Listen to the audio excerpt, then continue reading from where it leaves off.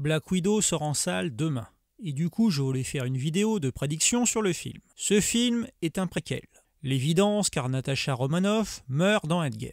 Vous vous attendiez à quoi? Far From Home? Le film doit avoir lieu entre Civil War et Infinity War, pendant que Black Widow est en cavale.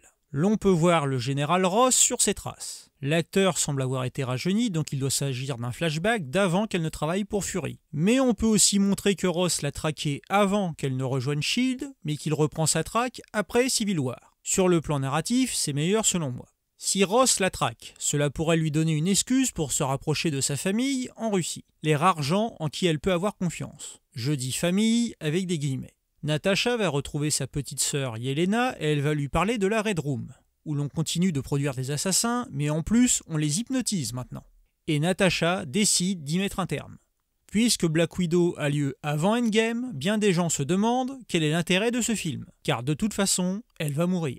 Et ma réponse est simple, c'est pour introduire la future Black Widow de la phase 4, à savoir Yelena Belova, la blonde de nos drôles de dames.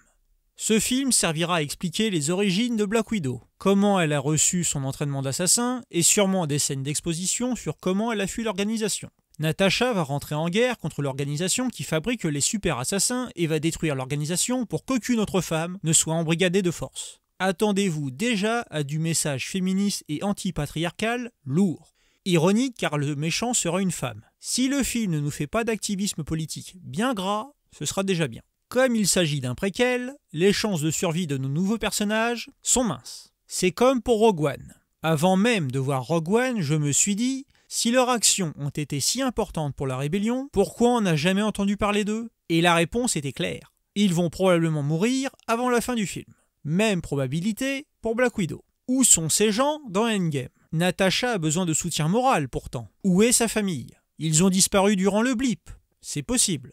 Je table sur le fait que Yelena va survivre pour devenir Black Widow dans la phase 4. Choisir une actrice qui n'a pas encore 30 ans en prévision de la phase 4 n'est pas anodin selon moi. Marvel, qui voit très loin, doit déjà prévoir une bonne décennie d'histoire pour sa phase 4, dont une franchise Black Widow, qui n'annonceront pas avant la diffusion du film Black Widow car sinon on saura qui remplacera Scarlett Johansson.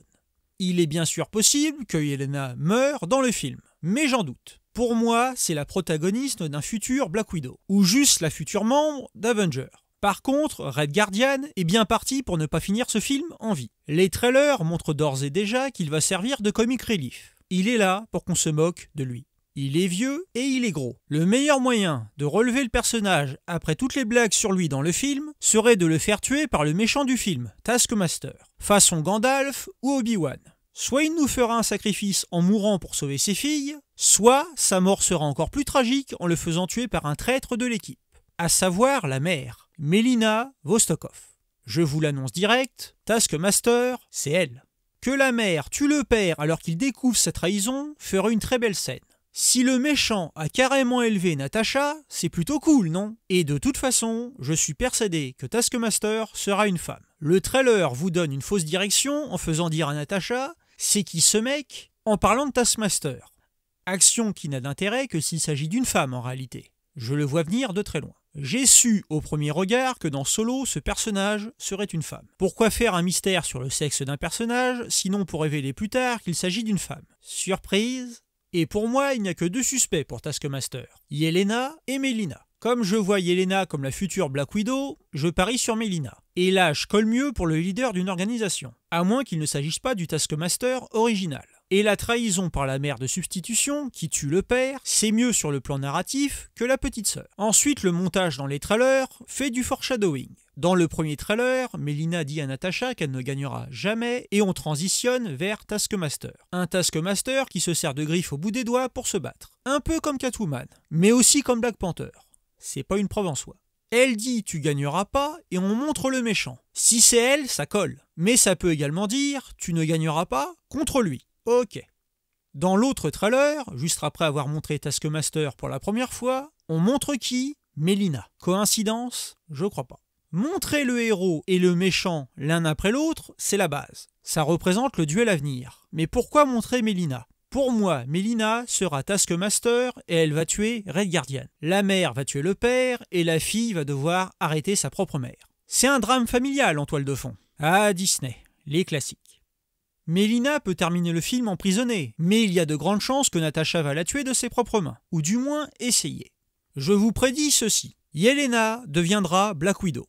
Melina sera révélée être Taskmaster. Si c'est le cas, il faudra expliquer pourquoi elle ne tue pas juste tout le monde à table. Elle se sert peut-être du groupe pour voler de quoi faire plus d'assassins. Les utilise-t-elle pour tuer ses propres ennemis? On verra. Red Guardian va mourir. Désolé mec, mais il faut que tu meurs. Il faut tuer le père. Et il va se faire tuer par Melina, après avoir vu son vrai visage. C'est plus intense comme ça.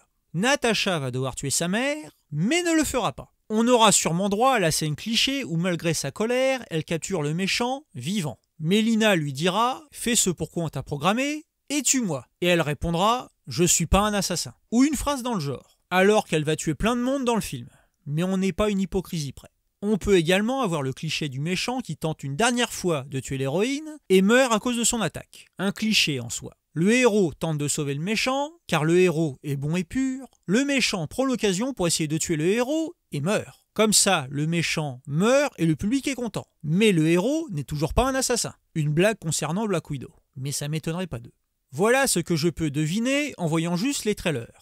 Et je pense pas beaucoup me tromper. Et comme j'ai pas entendu de fuite sur le film, je crois que ma plus grosse crainte n'aura pas lieu. Plein de gens décortiquent les images des trailers de Marvel, image par image, et ce plan m'a fait un peu peur sur une possible révélation. On peut voir Yelena attachée sur une table et avec une marque sur son front. Je pense simplement qu'elle s'est fait capturer et qu'on va lui faire subir une opération chirurgicale. Une opération qui lui retirera son libre arbitre.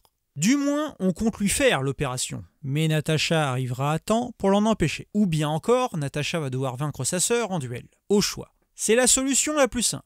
Mais des fans ont fait remarquer qu'il pourrait s'agir d'un changement de visage. Façon Travolta et Nicolas Cage dans Face Off. Et c'est là que j'ai flippé. Et s'il y avait deux Natasha Romanoff dans le MCU? Il y a bien deux Nick Fury. Et ils n'ont pas hésité à ramener Gamora, Loki et Vision après leur mort. Et si la Natasha aux mèches blondes de Endgame qui se sacrifie n'était pas Natasha, mais Yelena? J'ai pas dit que c'était prévu, ce serait un retcon. Rétro-continuité, quand on change l'histoire a posteriori. Fury n'était pas prévu comme un Skrull depuis le début. La scène sur Fury qui mange un sandwich coupé en diagonale ne signifiait rien au départ. C'est dans Captain Marvel qu'ils ont justifié cette scène pour indiquer que le Fury de ce film était un Skrull, a posteriori. Et ils l'ont confirmé dans Far From Home. Ils peuvent très bien faire un retcon sur Black Widow dans ce film. Et si dans Endgame, on suivait Yelena? Comment aurait-elle pu tromper Hawkeye tout ce temps? Ou les autres Avengers? Je me pose la même question. Nick Fury l'a bien fait, lui. C'est vrai, il était plus replié sur lui-même. C'est plus facile.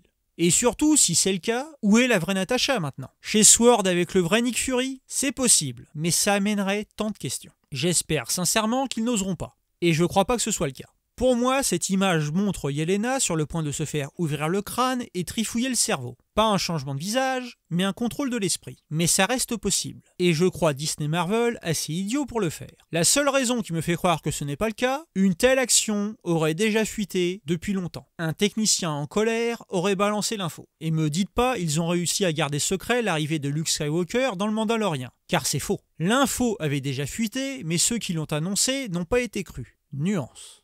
Je ne crois pas qu'une telle révélation aura lieu dans le film, mais par honnêteté intellectuelle, je donne cette théorie au cas où. Et bon sang, j'espère me tromper. Car, encore une fois, cela ferait de la mort d'un personnage un événement sans conséquence. Et Marvel a déjà fait cette erreur plusieurs fois. J'espère qu'ils ont appris la leçon. Le film n'a plus qu'à sortir et je me ferai une joie de le décortiquer. A bientôt pour la critique de Black Widow.